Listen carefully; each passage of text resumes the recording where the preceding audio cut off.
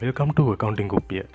ඉතින් මේ වීඩියෝ අවසානයේ ඔයාට හිතනවා නම් අපේ මේ උත්සාහය හොඳ දෙයක්.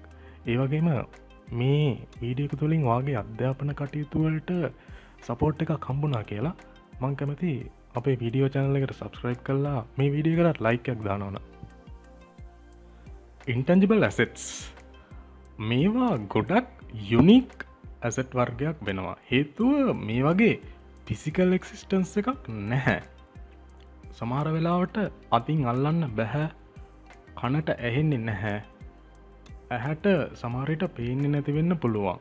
නමුත් මේ වගේ වත්කම් ව්‍යාපාරයක පවතින්න පුළුවන්ද?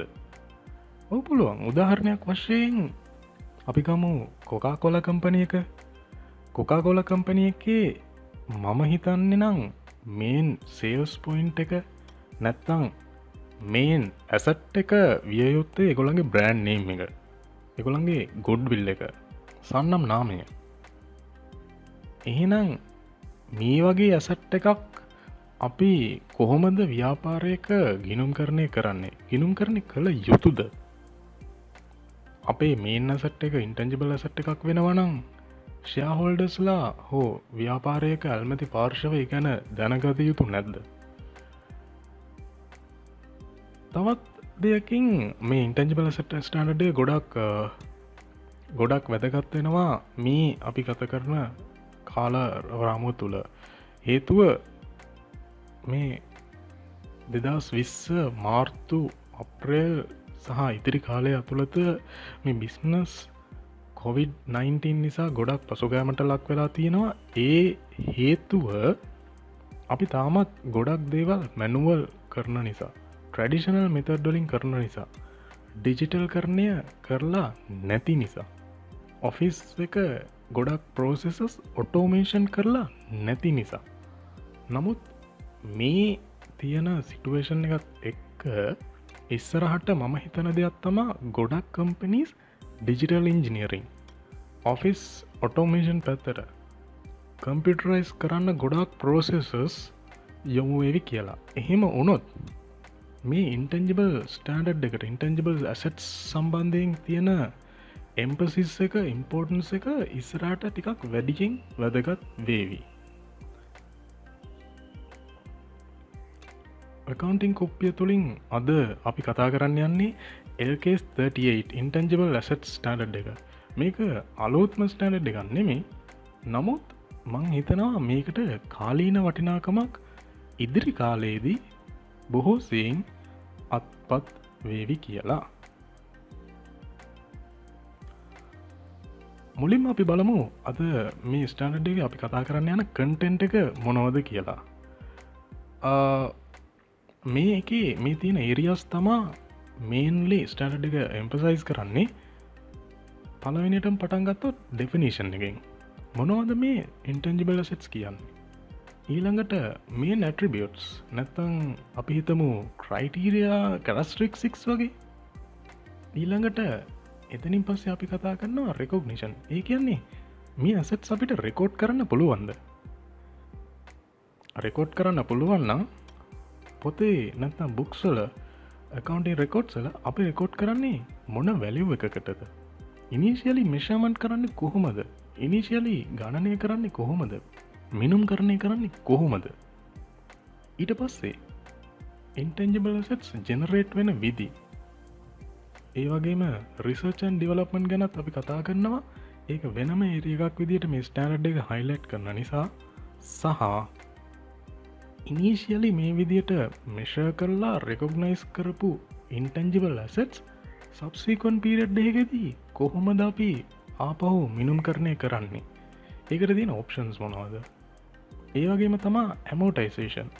ඒක මේ ඉන්ටැන්ජිබල් ස්ටෑන්ඩඩ් එකේ අපි භාවිතා කරන වචනයක්. PP ස්ටෑන්ඩඩ් එකේ නම් LCAS 16 අපි මේකට යොදාගන්නේ ඩිප්‍රිසියේෂන් කියලා. අවසාන වශයෙන් ඇසෙට් එකක් ඩී රෙකොග්නයිස් කරන්නේ කොහොමද? ඒකට තියෙන accounting concepts මොනවද කියලා. මේ ස්ටෑන්ඩඩ් එක ගැන කතා කරන්න කලින් මම ඔයගලන්ට මේ පාඩම එක්ස්ප්ලේන් කරනකොට ඒක සරලව සංශිප්තව සමරයිස්ඩ් විදියට මතක තියාගන්න විදියකුත් කියලා දෙන්න යන්නේ. මයින්ඩ් මැපින් මේක එක එක විදියට හදන්න පුළුවන් එක එක කෙනාට කැමති විදියට.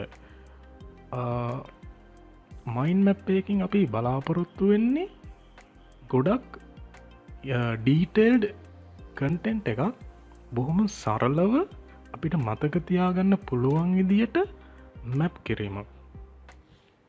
එතකොට මේක මම කියන්නේ මේ ස්ටෑන්ඩඩ් එකට පමණක් යුනික් කියලා. වාට මේක ජීවිතේ අනිත් දේවල් වලටත් යොදාගන්න පුළුවන්. පාඩම් කරන්න ඔයාගේ ප්‍රැක්ටිකල් තවත් දේවල් වලට මේ මයින්ඩ් මැපින් ක්‍රමය පාවිච්චි කරන්න පුළුවන්. මේක ගැන කතා කරන්න කලින් මම පොඩි ගයිඩ්ලයින් එකක් දෙන්න කැමති මේ මයින්ඩ් මැපින් කරන්න ඕනේ කොහොමද කියලා. අපි මයින්ඩ් මැප් එක පටන් ගන්න ඕනේ සෙන්ටර් එකකින්. එතකොට පුළුවන්නම් ඩිෆරන්ට් කලර්ස් යස් කරන්න පුළුවන් වෙන්න ඕනේ. එකම කල එකකින් මයින්ඩ් මැප් එක ඇන්දාම ඒක ටිකක් ඩල් වගේ වෙන්න පුළුවන්. ඊට වඩා හොඳයි පාට කීපකින් මේ මැප් එක අඳින්න පුළුවන්නම්. ඊළඟට එක එක රූප අඳින්න පුළුවන්නම්. මැප් එකේ ප්‍රධාන අරමුණ මම කලින් කිව්වා වගේ අපිට යම්කිසි කන්ටෙන්ට් එකක් සරලව මතක තියා ගැනීම තමයි මේකේ අරමුණ. සංක්ෂිප්ත කරන එක, සාරාංශ කරන එක. සමහර විට අපිට රූප ඔස්සේ යම්කිසි දෙයක් හොඳින් මතක තියාගන්න පුළුවන් නම් අපිට රූප යූස් කරන්න පුළුවන්. ඊළඟට use curved lines. ඒ කියන්නේ ස්ට්‍රේට් ලයින් පාවිච්චි කරන්න එපා. ඔයා සරලව ඔයාගේ අතින් ඔයාට පහසු විදියට රූලක් භාවිතා නොකර ලයින් සඳන්න. කවඩ් ලයින්ස් වල තියෙන රිජිට් ගතිය අපි මෙතැන්දී මගරිනවා. මේ මැප් එක රිජිට් වෙන්න හොඳ නෑ. බොහොම සරල්ලව ඔලුවට දාගන්න පුළුවන් වෙන්න ඕනි.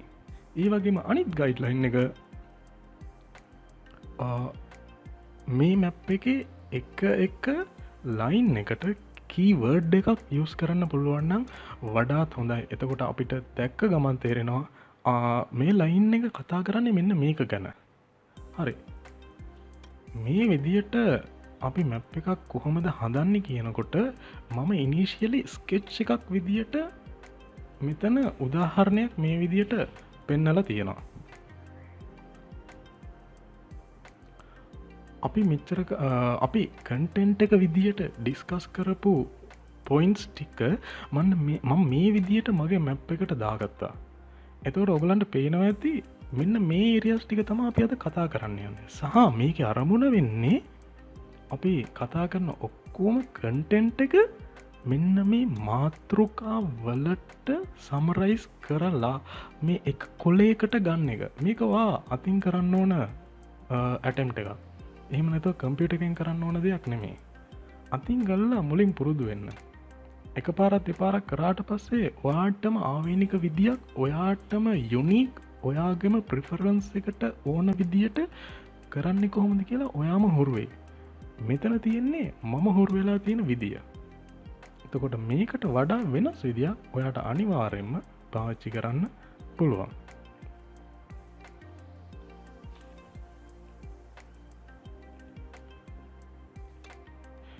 මේ ස්ටෑන්ඩඩ් එකේ ස්කෝප් එක කතා කරනකොට ස්ටෑන්ඩඩ් එක මුලින්ම කියනවා මේ ස්ටෑන්ඩඩ් එක කවර් කරන්නේ නැහැ වෙනත් යම්කිසි ස්ටෑන්ඩඩ් එකකින් කවර් කරන ඉන්ටැන්ජිබල් ඇසට් එකකට අදාළ ගිණුම් කරණය. ඒ වගේ අවස්ථා ගොඩක් තියෙනවා. අපි ඉස්සරහදී කතා කරමු. ඒ කියන්නේ වෙනත් ස්ටෑන්ඩඩ් එකකින් යම්කිසි ඇසට් එකකට ගිණුම් කරණය කරන්නේ කොහොමද කියලා ගයිඩ් කරනවා නම් LKS 38 ඒ ඇසට් එක LKS 38 ස්කෝප් එකට එන්නේ නැහැ කියලා තමා මෙතනින් කියන්නේ. හරි, අපි පටන් ගමු මොනවද මේ ඉන්ටැන්ජිබල් ඇසෙට්ස් කියන්නේ කියලා. ඩෙෆිනිෂන් එක identifiable non-monetary asset without any physical substance. Identifiable non-monetary asset without any physical substance. Identifiable කියන එක අපි තව චුට්ටකින් කතා කරමු. non-monetary asset සහ physical substance කියන එක මෙතන්දී කතා කරමු. non-monetary asset එක කියන්නේ monetary asset එකක් නොවන asset එකක්. එතකොට මොනවද මේ monetary assets කියන්නේ? monetary assets කියන්නේ අපි යම්කිසි fixed amount of money ලබා ගැනීම සඳහා තියාගෙන ඉන්න assets held to be received in a fixed or determinable amount of money.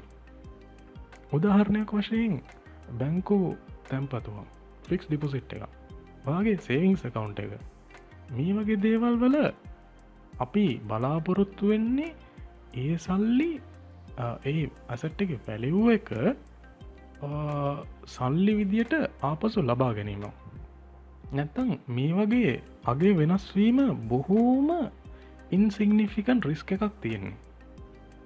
මේ වගේ මූල්‍යමය අගය අපිට හැමතිස්සෙම කියන්න පුළුවන් මෙන්න මෙච්චරයි මේකෙන් මුදල් අගය කියලා. නමුත් non monetary asset එකක් කියන්නේ එහෙම කියන්න බැරි asset එකක්. මේ intangible assets අපි තියාගෙන ඉන්නේ සල්ලි ගන්නම කියලා නෙමෙයි.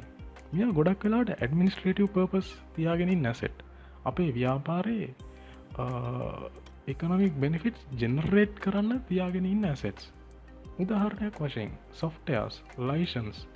අපිට තියෙන software එකක් හෝ license එකක් brand name එකක් අපි තියාගෙන ඉන්නේ exactly fixed amount of money වලින් ව්‍යාපාරයට මූල්‍යමය වත්කමක් විදියට මුදල් බවට හරවා ගැනීමට නෙමේ. ඒක තමා මෙතන non monetary asset එකක් කියලා හඳුන්වන්නේ. ඒ වගේම physical substance එකක් නැහැ කියන එක නම් අපි දැනටමත් හොඳින් දන්නවා. Identifiability. මේ identifiability අපි කතා කරන්න යන්නේ මේ intangible asset එක තියෙන attributes යටතේ. මේක අනිත් assets වලින් වෙනස්. මේකට physical substance එකක් නැහැ. එහෙනම් intangible asset එක සම්බන්ධයෙන් intangible asset standard එක අපිට emphasize කරනවා attributes කීපයක්. නැත්නම් අපිට කියන්න පුළුවන් ලක්ෂණ කීපයක්, characteristics කීපයක්. ඒකෙන් පළවෙනි එක තමා අපිට කියනවා මේ asset එකක් විදියට ගන්න නම් ඒක separately identify කරගන්න පුළුවන් වෙන්න ඕන. එහෙමත් නැත්නම් ඒක legal හෝ contractual right එකක් through identify කරගන්න පුළුවන් වෙන්න ඕනේ. එතන තේරුම මේකයි.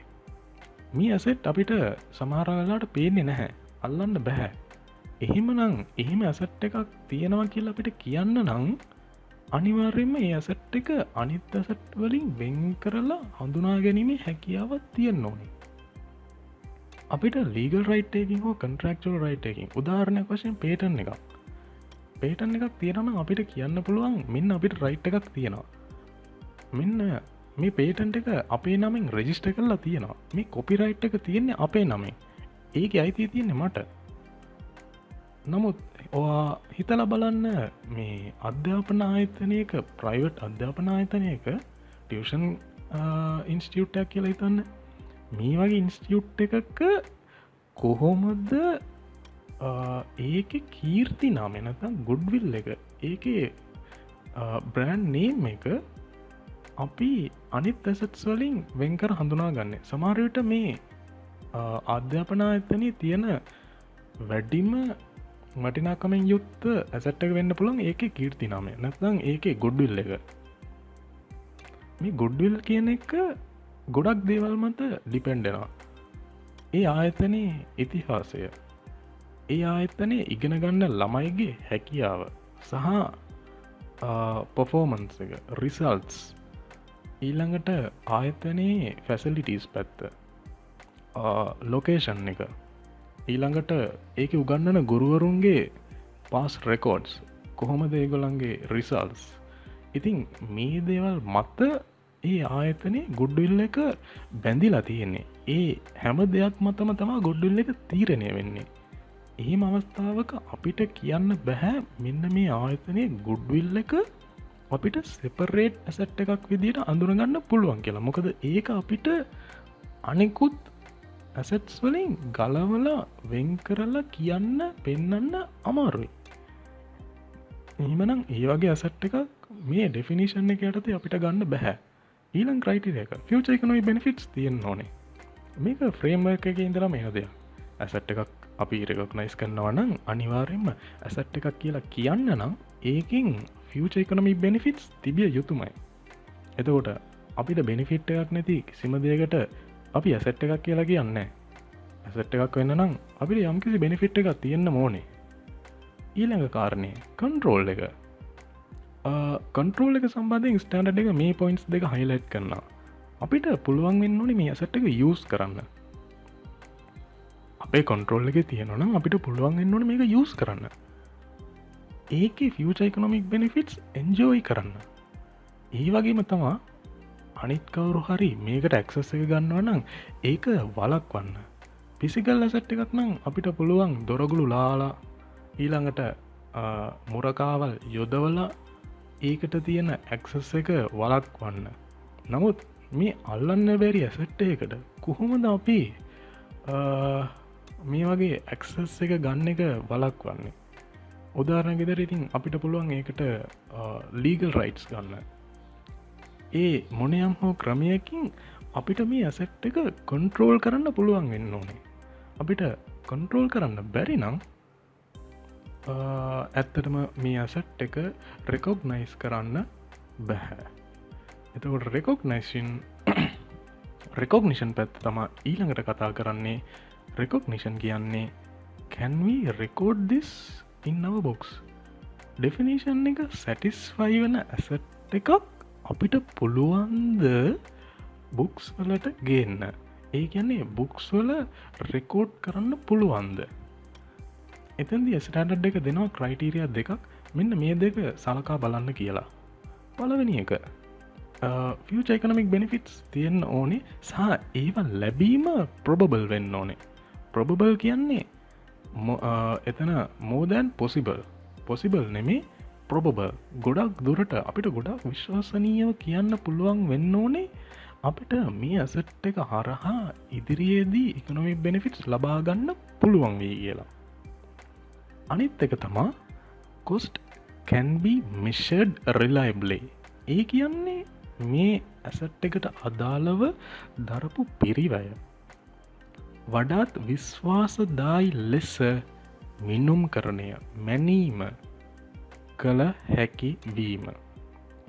එතකොට මේ ක්‍රයිටීරියා දෙකම සපුරා ලනවනං අපිට පුළුවන් මේ ඇසට් එක දැන් බුක්ස් වලට රෙකෝඩ් කරන්න. රෙකෝඩ් කරන්න කලින් මම කැමති අපි ඩිස්කස් කරපු මේ මයින් මැප්පිං එක දැන් කොහොමද මගේ අප්ඩේට් වෙලා තියෙන කියලා පෙන්වන්න. එතකොට මම මේ දක්වා කතා කරපු මේන් පොයින්ට්ස් මේකේ ඩෙෆිනිෂන් එක ඇට්‍රිබියුට්ස් සහ රෙකෝඩින් ගැන මෙන්න මේ විදියට සමරයිස් කරලා මේන් පොයින්ට්ස් ටික මම අප්ඩේට් කරගෙන තියෙනවා. මේ ඔස්සේ මේ දක්වා කතා කරපු සියලුම දේ මං මේ විදියට මගේ මයින් මැප් එකේ එක කොටසක අප්ඩේට් කරගත්තා. එතකොට මෙතන බැලුවාම මට මගේ කතා කරපු ඔක්කොම පොයින්ට්ස් ටික ආපහු මතකෙට ගන්න පුළුවන්. සහ මේක බොහොම සරලයි. මං හිතනවා මේක මට පාඩම් කරන්න වුණත් ගොඩාක් උදව් වෙයි කියලා. මෙතනින් පස්සේ අපි ඊළඟ ස්ටෙප් එකට යමු. දැන් රෙකෝඩ් කරන්න පුළුවන් ඇසට් එක අපි රෙකෝඩ් කරන්න මොකේටද? අනිවාර්යෙන්ම කොස්ට් එකට. ස්ටෑන්ඩඩ් එක කියන්නේ ඉනීශියලි අපි ඇසට් එක රෙකොග්නයිස් කරනවා නම් ඒක මෙෂර් කරන්න ඕනේ ඒකේ කොස්ට් එකට. එතකොට බොහොම සරලයි. කොස්ට් එක ඔයාලට රිලයබලි මෙෂර් කරන්න පුළුවන් නම් සහ ඒකේ ෆියුචර් ඉකොනොමික් බෙනිෆිට්ස් අපිට ප්‍රොබබිලිටි එකක් ඇතුව කියන්න පුළුවන් නම් දැන් ඒ ඇසට් එක කොස්ට් එකට රෙකොග්නයිස් කරන්න පුළුවන්. එතකොට එහෙම නැති වුණොත් මොකද කරන්නේ? අපිට කොස්ට් එක හරියට රිලයබලි කියන්නත් බැහැ. ඊළඟට රෙකොග්නිෂන් ක්‍රයිටීරියා වල අනිත් කතා කරපු ෆියුචර් ඉකොනොමික් බෙනිෆිට්ස් ෂුවර් නෑ වගේ. එහෙම වුණොත් මොකද කරන්නේ? අනිවාර්යයෙන්ම ඒක P&L එකට එක්ස්පෙන්ස් එකක් විදියට අපිට රයිට් ඔෆ් කරන්න තමා වෙන්නේ. එතකොට මේ පොයින්ට් එකත් මම මෙන්න මේ විදියට අප්ඩේට් කරගන්නවා. එතකොට ඔයගලන්ට දකුණු පසින් පෙනේවි මගේ වීඩියෝ එකේ මේ දක්වා කතා කරපු සියලුම පොයින්ට්ස් ටික මම අප්ඩේට් කරගෙන තියෙන විදිය. ඊට පස්සේ ඉන්ටන්ජිබල් ඇසෙට්ස් ජෙනරේට් වෙන විදි මෙතන්දි ඉන්ටන්ජිබල් ඇසෙට්ස් ජෙනරේට් වෙන විදි කීපයක් අපි කතා කරනවා පලවෙනි එක තමා separately acquired intangible assets ඒ කියන්නේ අපි purchase කරන intangible assets අපි recognize කරන්නේ cost එකට සහ අදාළ වන standard එක LKS 38 ඊළඟට තියෙනවා SLFRS 3 business combination එක through කතා කරන intangible asset එක acquisition through business combinations ඒ කියන්නේ take over එකක් නැත්නම් acquisition එකක් through intangible assets බිහි වෙන්න පුළුවන් උදාහරණයක් වශයෙන් goodwill එක ඒක රෙකොග්නයිස් කරන්න කියලා ගයිඩ්ලයින් එක තියෙන්නේ SLFRS 3 ස්ටෑන්ඩඩ් එකේ ෆෙයා වැලියු එකට ඒ වගේම තමා ගවර්න්මන්ට් ග්‍රාන්ට් සම්බන්ධයනොත් ඒකත් ෆෙයා වැලියු එකට අපිට සමහරට ගවර්න්මන්ට් එක දෙන්න පුළුවන් ලීගල් රයිට් එක මොකක් හරි කොපිරයිට් එක මේ දේවලුත් අපි රෙකොග්නයිස් කරන්නේ ෆෙයා වැලියු එකට ඊළඟට සමහර විට අපි බිස්නස් එකට ඉන්ටැන්ජිබල් ඇසෙට් එකක් ඇක්වයර් කරන්න පුළුවන් එක්ස්චේන්ජ් එකක් through ඒගැන ඇසට් එකට ඇසට් එකක් එක්ෂේන් කරලා එහෙම මොනොත් ඒකත් අපි රෙකොග්නයිස් කරන්නේ ෆෙයා වැලියු එකට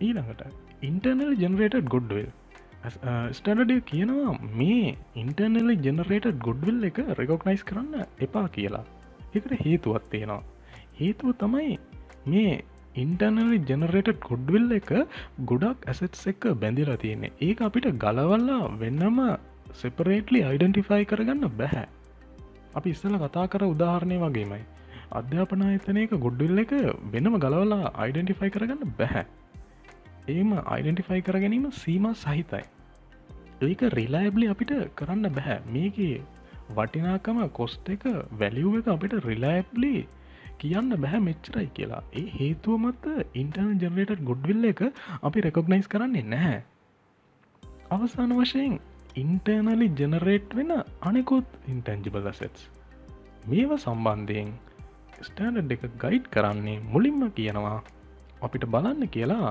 මේ ඉන්ටර්නල් ජෙනරේටඩ් අනෙකුත් ඉන්ටැන්ජිබල් ඇසෙට්ස් R&D නැත්නම් රිසර්ච් ඇන්ඩ් ඩෙවලොප්මන්ට් විදියට ක්ලැසිෆයි කරන්න පුළුවන්ද කියලා රිසර්ච් ඇන්ඩ් ඩෙවලොප්මන්ට් කියන්නේ මොනවද රිසර්ච් කියන්නේ investigation for new knowledge new technical knowledge මොකක්හරි අපි කරන සර්ච් එකක් නොලේජ් එක සඳහා රිසර්ච් එක ප්‍රතිඵලය අපි කලින් දැනගෙන හිටමු නැති දෙයක් අපි දැනගන්නට ලැබෙනවා ඊට පස්සේ මේ රිසර්ච් එකේ නොලේජ් එක අපි ඊළඟ පියවර වශයෙන් යම්කිසි දෙයක් සඳහා ඩිවලප් කරනවා ඒ ගෙනාපු නොලේජ් එක ඒ හොයාගත්ත නොලේජ් එක අපි ඇප්ලයි කරලා යම්කිසි දෙයක් ඩිවලප් කරනවා එතකොට රිසර්ච් පේස් එක ඉඳලා අපි ඩිවලප්මන්ට් ෆේස් එකට ඊළඟ අදියර වශයෙන් යනවා ස්ටෑන්ඩඩ් එක ගයිඩ්ලයින් එක වෙන්නේ මුලින්ම කතා කරොත් අපිට මේ විදියට ඉන්ටර්නලි ජෙනරේට් වෙන ඉන්ටැන්ජිබල් ඇසෙට් එකක් රිසර්ච් ඇන්ඩ් ඩෙවලොප්මන්ට් පැත්තට ගන්න බැරි නම්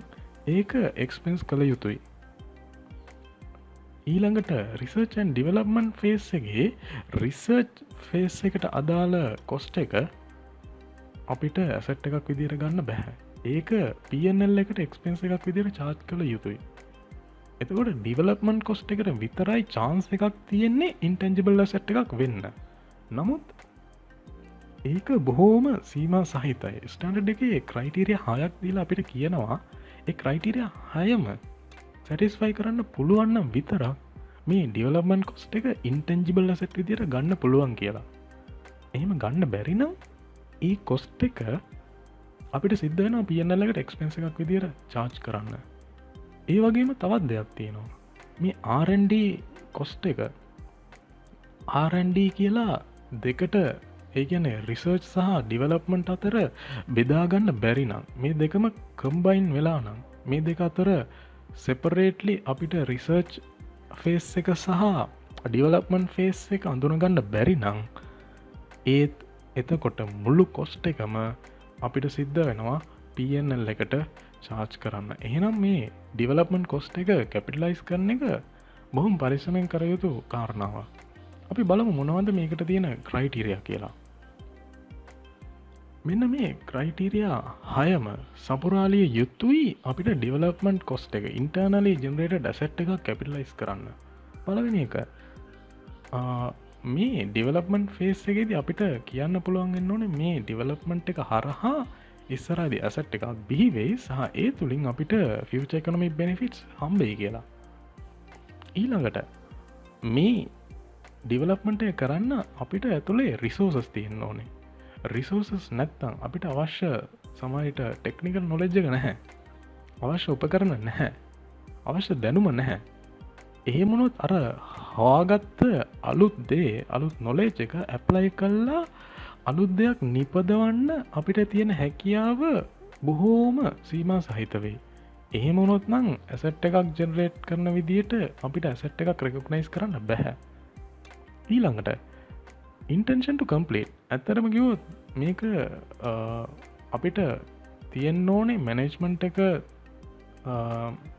ඉන්ටෙන්ෂන් එකක් මේ ඇසට් එක කම්ප්ලීට් කරන්න. ඒක නිකන් අපි එක්සෑම් එකට පාඩම් කරනවා වගේ. අපිට මේ එක්සෑම් එක පාඩම් කළා ඉවරයක් කළා ජයග්‍රහණය කරන්න අරමුණක් නැත්තම් මං හිතන්නේ එතන අග ප්‍රතිඵලයක් තියෙයි කියලා අපිට සමරන්න. ඒ වගේම තමයි මෙතන කම්ප්ලීට් කරන්න විදියක් නැත්තම් කම්ප්ලීට් කරන්න බලාපොරොත්තුවක් නැත්තම් ඇසට් එකක් තියෙයි කියලා මම නම් හිතන්නේ නැහැ. ඊළඟට ටෙක්නිකල් ෆීසිබිලිටි. අපිට ටෙක්නිකලි මේක කරන්න ප්‍රායෝගිකව හැකියාව තියෙන්න ඕනේ. ෆීසිබිලිටි එක තියෙන්න ඕනේ. ඇතුලේ නොලෙජ් එක නැහැ. ඇතුලේ උපකරණ නැහැ. මේවා හින්දා මේකේ කරන එකේ ටෙක්නිකලි ෆීසිබිලිටි එකක් නැහැ. සමහර විට ටෙක්නිකල් ටෙස්ට් වලින් කියන්න පුළුවන් මේක ඩිවලොප් කරාට මේකෙන් ඇත්තටම ඇසෙට් එකක් ජෙනරේට් වෙන්නේ නැති වෙයි කියලා. ඒ වගේ අවස්ථාවක හෝ අපිට මේක යූස් කරන්න හෝ බැරි නම් නැත්නම් සෙල් කරන්න බැරි නම් ඩිවලොප්මන්ට් එක අවසානයේ අපිට ඇසෙට් එකක් නැහැ. අවසාන වශයෙන් කොස්ට් එක රිලයබලි මෙෂර් කරන්නත් බැරි නම් අපිට ඇසෙට් එකක් තියෙයි කියලා කියන්න බෑ. එතකොට මේ දක්වා කතා කරපු සමරි එක මම මෙන්න මේ විදියට මගේ මයින්ඩ් මැප් එකේ අප්ඩේට් කරලා තියෙනවා. එතකොට කලින් තිබුණ එක ඔයගලන්ට පේනවා ඇති තව දුරටත් අප්ඩේට් කරලා එක කොලයකට මේ දක්වා කතා කරපු සියලුම දේ අන්තර්ගත කරලා තියෙන විදිය. මේ දේ ඔයාටත් කරන්න පුළුවන්. නමුත් වාර කීපයක් try කරාට පස්සේ මං හිතනවා බොහොම සරලව බොහොම පහසුවෙන් ඔයාටත් මේ වගේ මැප් එකක් අප්ඩේට් කරන්න පුළුවන් වෙයි කියලා. ඊට පස්සේ අපි කතා කරනවා subsequent measurement. ඒ කියන්නේ initially cost එකට හඳුනාගත්ත asset එක පස්සේ මොකද කරන්නේ? පස්සෙත් අපි දිගටම ඒ විදියටම තියාගන්නවද? ස්ටෑන්ඩඩ් එක අපිට option දෙකක් දෙනවා. cost model එක සහ revaluation model එක. cost model එක නම් කතා කරන්නේ initially cost එකටනේ measure කරේ. පස්සට cost model එකම use කරන්න. වෙනස් කරන්නේ. හැබැයි තව ඔප්ෂන් එකක් අපිට තියෙනවා රීවලුවේෂන් මොඩල් එක. එනම් ෆෙයා වැලියු මොඩල් එක. ඒ කියන්නේ ඇසට් එක අපි මුලදී හඳුනාගත්තට පස්සේ ඊළඟ accounting periods වල ඇසට් එක අපි මෙෂර් කරන්නේ එයාගේ ෆෙයා වැලියු එකට. එහෙම නැත්නම් මාකට් ප්‍රයිස් එකට. එතකොට මේ ඔප්ෂන් දෙකම අපිට තියෙනවා. හැබැයි මොන ඔප්ෂන් එක යූස් කරත් ඇසට් එක ඇමෝටයිස් කරන්න නම් සිද්ධ වෙනවා. ඇසට් එක ඇමෝටයිස් කරනකොට ඇමෝටයිස් කරනවා කියන්නේ ඩිප්‍රිෂියේට් කරනවා කියන එකට මේ ඉන්ටැන්ජිබල් ඇසෙට් ස්ටෑන්ඩඩ් එකේ යූස් කරන වචනේ. එතකොට මේක ඩිප්‍රිසියේෂන් වලට බොහෝ සෙයින් සමානයි. ඩිප්‍රිෂියේට් කරන්න නම් අපිට ඕනේ ඇසෙට් එකේ යූස්ෆුල් ලයිෆ් ටයිම් එක. අපි ඇසෙට් එකේ ඩිප්‍රිෂියබල් amount එක යූස්ෆුල් ලයිෆ් ටයිම් එක පුරාවට බෙදා හැරීම තමයි මේ ඇමෝටයිසේෂන් එක හරහා කරන්නේ. හැබැයි මෙතනදී මේ ඉන්ටැන්ජිබල් ඇසෙට් වල විශේෂත්වයක් තියෙනවා. සමහර ඇසෙට්ස් තියෙනවා ඒ වගේ යූස්ෆුල් ලයිෆ් ටයිම් එක සීමා රහිතයි. සීමාවක් නැහැ. එහෙම වෙලාවක අපිට ඇමෝටයිස් කරන්න බෑ. ඒ වෙනුවට අපි කරන්නේ මේ ඇසෙට් එකේ ඉම්පයර්මන්ට් එකක් තියනවාද කියලා ටෙස්ට් කරන එක. ස්ටෑන්ඩඩ් එක කියන්නේ වාර්ෂිකව නැත්නම් ඇනුවලි වගේ accounting period එක close කරන්න කලින් බලන්න ඉම්පයර්මන්ට් එකක් තියනවාද කියලා. එහෙම නැත්නම් whenever there's an indicator, ඒ කියන්නේ ඉම්පයර්මන්ට් ඉන්ඩිකේටර් එකක් තියනවා නම් ටක් ගාලා ඉම්පයර්මන්ට් තියනවාද කියලා ටෙස්ට් කරලා බලන්න. එහෙම තියනවා නම් ඉම්පයර්මන්ට් losses identify කරගන්න. මෙන්න මේ විදිහට තමා මේ මොඩල්ස් දෙකේ සබ්සිකන් මෙෂර්මන්ට් එක අපි සිද්ධ කරන්නේ. එතවට කොස් මොඩල් එකන්න cost minus accumulated amortization accumulated impairment losses සමානයි නෙට්බොක් වැලියුව එකට. ඒකම රීවලූෂන් මොඩල් එකේදී රීවැලියුඩ් amount එක යූස් කරලා තමයි අපි කරන්නේ. අවසාන වශයෙන් ඇසට් එකේ ජීවිත කාලයේ අවසානයේ හෝ අපිට අවශ්‍ය වූ විට ඇසට් එක බුක්ස් වලින් රිමූව් කරනවා. ඩීරෙකොග්නිෂන් රිමූවල් of the asset. මේක වෙන්න පුළුවන් විදි දෙකක් තියෙනවා. එකක් තමා ඇසට් එක ජීවිත කාලයේ අවසානයේ රිටයර්මන්ට් එක. එහෙමත් නැත්නම් ඩිස්පෝසල් එක. ඩිස්පෝසල් එකක් කරන විට ඇසට් එකකින් ගේන් නෝ ලොස් එකක් ඇති වෙන්න පුළුවන්. ඒ ගේන් නෝ ලොස් එක කවදාවත් රෙවනූ කියලා අපිට අයිඩෙන්ටිෆයි කරගන්න බෑ. අපි ඒක P&L එකට චාර්ජ් කරන්න ඕනේ. රෙවනූ විදියට ගන්න නම් අපේ මේන් බිස්නස් එක සොෆ්ට්වෙයාර් සෙලින් බිස්නස් එකක් වෙන්න ඕනේ. එහෙම නොවන වෙලාවක මේ ගේන් නෝ ලොසස් ඔක්කොම අපි P&L එකට තමයි චාර්ජ් කරන්නේ. පොඩි නෝට් එකක් තියෙනවා. ඉන්ටිග්‍රේටඩ් ඇසෙට්ස් ගැන. සමහර වෙලාවට ඉන්ටැන්ජිබල් ඇසෙට්ස් PP එකට ඉන්ටිග්‍රේට් වෙලා තියෙන්නේ. උදාහරණයක් වශයෙන් ලැප්ටොප් එකක්. ලැප්ටොප් එකක් අපිට හාඩ්වෑ එක විතරක්ම යස් කරලා පාවිච්චි කරන්න බැහැ නේද. ඒකට තව සොෆ්ට්වෙයාර් එකක් ඕනේ. ඔපරේටින් සොෆ්ට්වෙයාර් එක, ඔපරේටින් සිස්ටම් එක, Windows ඒ නැත්නම් Ubuntu නැත්නම් Mac OS එක ඒ වගේ ඔපරේටින් සිස්ටම් එකක් නැතුව පරිගණකයක් එහෙම නැත්නම් ස්මාර්ට් ෆෝන් එකක් Android iOS නැතුව අපිට මේවා පාවිච්චි කරන්න බෑ. ඒ කියන්නේ මේ දෙක එකට ඉන්ටිග්‍රේටඩ් එකක් පාවිච්චි කරන්න නම් අනිත් එක අනිවාර්යයෙන්ම අවශ්‍යයි. එතකොට මේ අවස්ථාවකදී අපි කොහොමද කියන්නේ මේ ඇසට් එක PPද නැත්නම් ඉන්ටැන්ජිබල් ඇසෙට්ස්ද කියලා. ඒකට ගයිඩ්ලයින් එක මෙහෙමයි. මුළු ඇසට් එකම අපි අරගත්තාම වැඩියෙන් සිග්නිෆිකන්ට් කොම්පෝනන්ට් එක මොකක්ද කියලා අපිට ඇසස් කරන්න වෙනවා. එතෙන්දී PP කොම්පෝනන්ට් එක වැඩි නම් කියන වටිනාකමයි ඇසට් එකේ සම්පූර්ණ වටිනාකමයි වැඩිපුර අගයක් කව කරන්නේ PP කොම්පෝනන්ට් එක නම් මුළු ඇසට් එකම PP වේ. උදාහරණයක් වශයෙන් අපි ලැප්ටොප් එකක් ගන්නකොට හිතන්න අපි ලැප්ටොප් එකක් ගත්ත රුපියල් ලක්ෂයයි. ඒකේ Windows වලින් අපි රුපියල් 10000කුත් ලැප්ටොප් එකේ හાર્ඩ්වෙයාර් කොම්පෝනන්ට් වලින් 90000කුත් ගෙවුවා. අපි කවදාවත් කියන්නේ නැහැ ලැප්ටොප් එකක් ඉන්ටැන්ජිබල් ඇසෙට් එකක් කියලා. සාමාන්‍ය ප්‍රායෝගික ජීවිතේ වුණා අපි කියන්නේ මේක PP අයිටම් එක. එහෙනම් මේ PP කොම්පෝනන්ට් එක සිග්නිෆිකන්ට් නිසා මේ සම්පූර්ණ ඇසෙට් එකම PP එකක් විදිහට තමයි අපි ගන්නෙ. නමුත් හිතන්න ස්ටෑන්ඩ් අලෝන් සොෆ්ට්වෙයාර්ස්, ඒ කියන්නේ ඉන්ටිග්‍රේටඩ් සොෆ්ට්වෙයාර්ස් නෙමෙයි. අපි වෙනම පර්චේස් කරන මේ ඇප්ලිකේෂන් සොෆ්ට්වෙයාර්ස්. හැබැයි ඒව නම් ඉන්ටැන්ජිබල් ඇසෙට්ස් ගණයට තමයි ගන්න වෙන්නේ.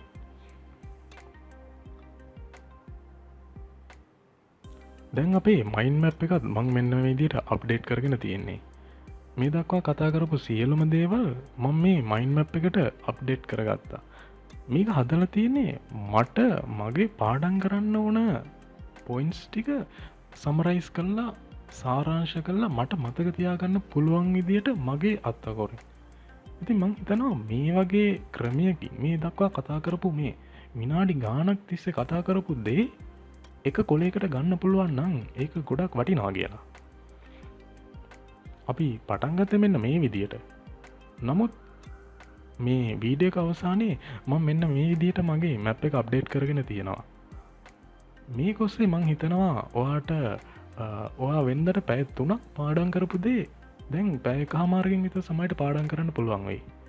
ඒ වගේම ඔයාට වෙන්දට ගොඩක් පාඩම් කරන්න තියෙනවා කියලා දැනුණදේ ඉස්සරහට අඩුවෙන් ඒකේ වෙයිට් එක අඩුවෙන් දැනේවි. ඔයාට පාඩම් කරන්න මේක ලේසි වගේ හිතේවි. කම්මැලි අඩුවේවි.